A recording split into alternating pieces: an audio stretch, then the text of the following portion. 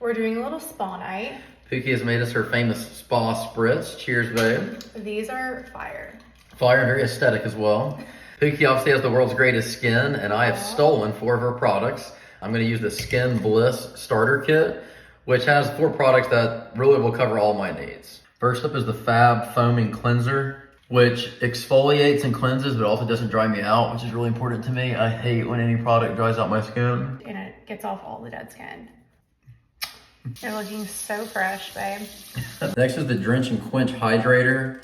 It has a very thin, weightless feel, so it's comfortable, but it really moisturizes, and that's what's most important to me. Third is the I Do All Things Deep Puffer. It knocks out the dark circles under your eyes. Must. Definitely a key thing I've stolen from Pookie.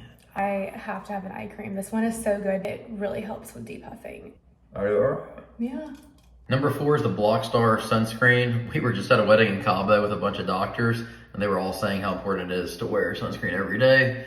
I love that this one doesn't leave a white cast, and it doesn't make me feel greasy. It also smells really good. Spa night was a success, Pookie.